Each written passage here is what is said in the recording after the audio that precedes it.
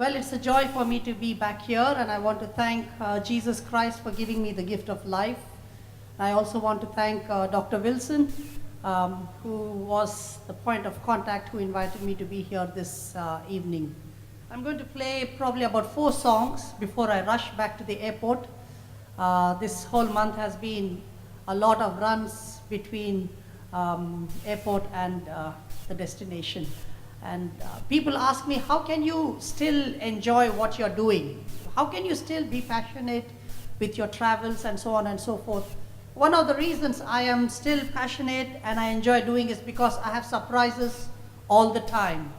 Of course, there are challenges all the time and surprises all the time at the same time. You know, for example, yesterday morning at 9:30, I went to the railway station to take a train from Bangalore to Chennai. And then I found out that at 9 o'clock they told me that the train has been delayed for 7 hours.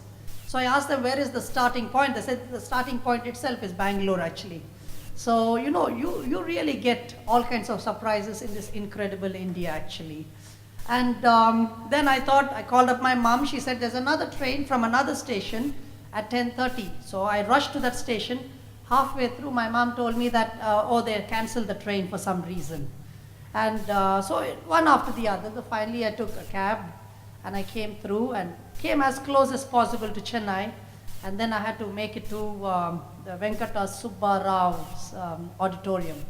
Then I asked the first auto driver, where do I turn to go to Loyola College? And he said, after 2 signals, you can turn. So I have a habit of asking 3 people and then choose the best 2 answers out of that actually. And so the next bike guy we asked, the bike guy said, after 3 signals you turn. So now it was getting a bit complicated. So I thought might be I can trust the bus driver. So at the next signal I asked the bus driver, where do I turn? He said, after 7 signals you turn. Actually all of them were right in a way, because the first guy only counted the main signal, the main junction. The second guy counted, I don't know what kind of counting he had, but the bus driver counted every single lane actually. But somehow I made it on time for the concert last evening. But this is my life, and even this evening, I'm supposed to have a flight at 8:20 to Mumbai and then on to Lagos in Nigeria.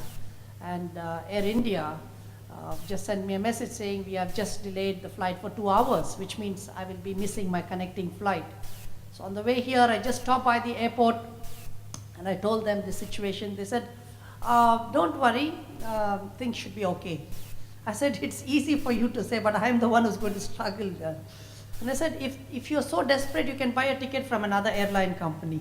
No, sometimes people can be so easy on their own when it comes to they are not part of your problem.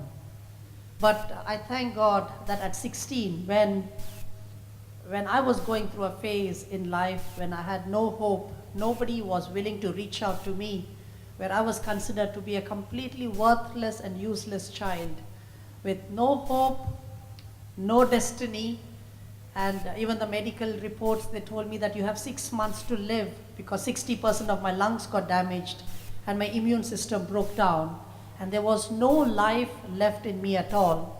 And I was considered to be a failure to my family, especially to my father who designs aeroplanes. And everything was wrong in my life, and I wanted to commit suicide.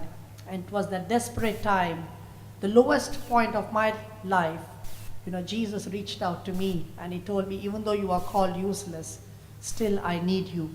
I can transform your life and make you a new person. And truly, what happened at the age of 16 has really brought my life to a place where truly I can say my life is really wonderful. So I'm going to start out with a new instrument. It's the pan flute. Just 4 months ago, I started to play the pan flute. It's a very, very beautiful, romantic instrument, but not played very much among the places of the world. So 4 months ago, when I was invited to play for the Paralympic Games in London, God inspired me to pick up this instrument. The first thing I told Jesus that, God, I only have 40% lungs. How can I blow this instrument? And I've never played the flute in my life. It's very different from the guitar. And he told me, Benny, I used 5 loaves of bread and 2 fish to feed 5,000. Don't you think I can use 40% lungs to bring music for my glory? And so I gave my life to Jesus, and he transformed my broken life to this beautiful life. And so I obeyed the voice of Jesus 4 months ago to pick up this new instrument. And I'm going to play a very old song. It's probably Louis Armstrong was the one who made it famous. It's called What a Wonderful World. And truly my life became wonderful when Jesus came into my heart, and when he transformed, and when I made him the Lord and Savior of my life, only Lord and Savior. And for me, he is the only way, the only truth, and only life. And without him, I cannot do anything. So if he can give me strength with 40% lungs to play an instrument like this, there is nothing impossible for him to do a miracle in your life. So you can hear this song. Very